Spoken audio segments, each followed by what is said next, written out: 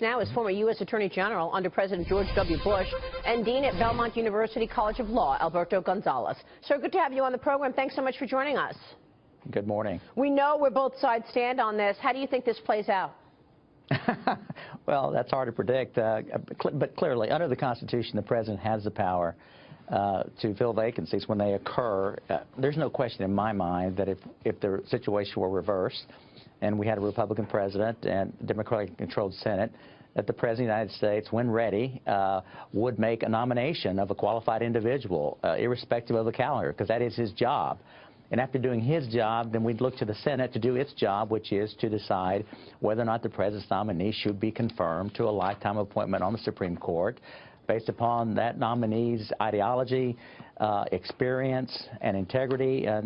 But obviously, the art of judging should not be political, but the selection of a judge often becomes very political, and I think that's what we're witnessing right now. So do you think the president would want to nominate someone who would be largely symbolic, to put it into the Senate's hands and knowing that they probably will get in the way and stop the process? Or do you think the president would try to nominate someone under the ilk of who Justice Scalia was, and that is a conservative? Oh, I doubt very seriously he's going to nominate someone who was as conservative or a conservative as Justice Scalia, simply because I think this president has a different view about the role of the Supreme Court than perhaps George W. Bush. But in terms of what he actually is going to do, given the makeup of the Senate, given the calendar, you know, one of the factors we considered when I worked in the White House was confirmability. Who controlled the Senate? Who was the chairman of the Judiciary Committee? Was the seat being filled? Was it a swing seat, which would ensure a very tough confirmation battle? So these are very serious considerations and appropriate considerations for the president in deciding who he should nominate to this seat. Yeah. I mean, any ideas who you think would be a viable choice? Well, I mean, listen, the names that are being mentioned now, obviously, given the fact that it was 10 years ago since I was worked in government, were not names that were on our list of, you know, shortlisters.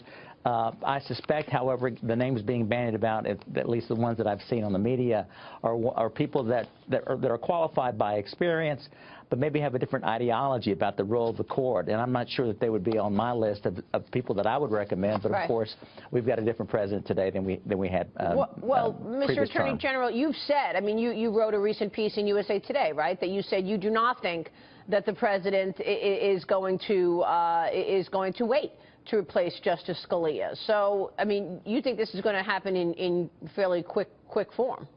Well, what I said was he's not required to wait, and what I said was why would he? Yeah.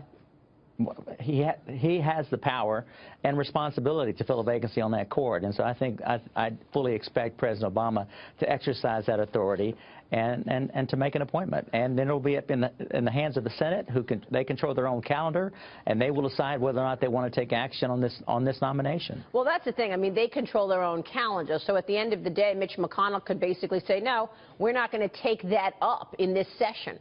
And then, you know, just let the clock run out, because obviously the election is in November, and you'll have a new commander-in-chief a month and a half later. That's correct, and that new president, even if it's a Democrat, may want to make a different nomination, and so that's a calculation that the Senate will have to decide whether or not.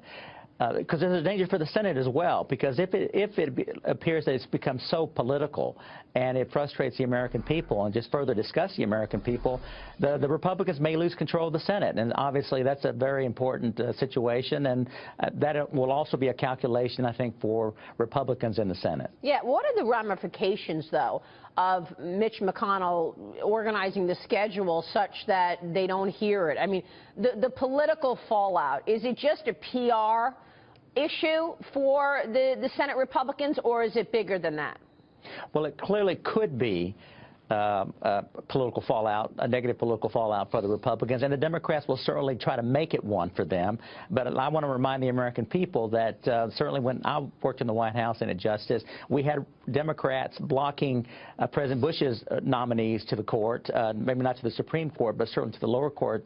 And so this, again, the confirmation process can become very political. And in terms of additional fallout, it will affect potentially decisions by the Supreme Court, where you may have decisions that are 4-4, which leaves the circuit court decision continuing to be binding. It would only be binding upon that particular circuit from which the case came from.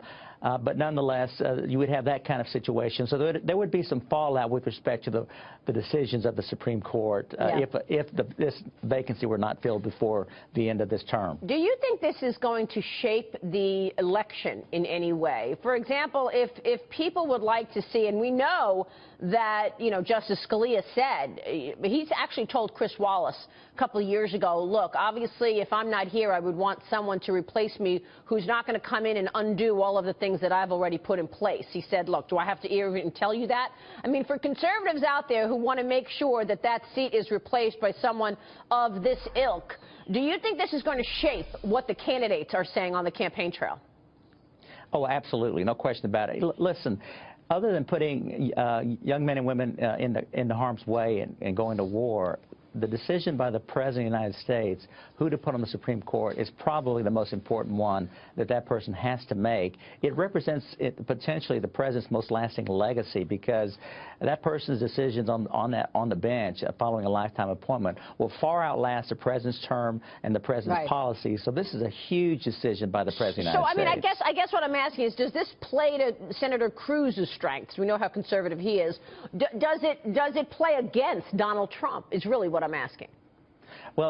Well, what I'd like to know is, who are my advisors? Who is going to be advising Senator Cruz? Who is going to be advising Donald Trump in making an appointment to the Supreme Court? Because they're going to have a role to play in that as well. And the other thing that I would like to mention is, I don't know them personally. I don't know what's important to them. I don't know what their values are really at the end of the day. Right. And you may think, well, I want a conservative and I'm willing to take on this titanic confirmation battle, but there may be other things you need from that Senate. And so you may not want to have a titanic confirmation battle, and you may feel like it's important to compromise on who you want to send up to the Senate. Right. Well, that makes a lot of sense. You've got to pick your battles, I guess. Mr. Attorney General, good to have you on the program today. Thanks so much. Thanks for having me. Attorney General Gonzales there.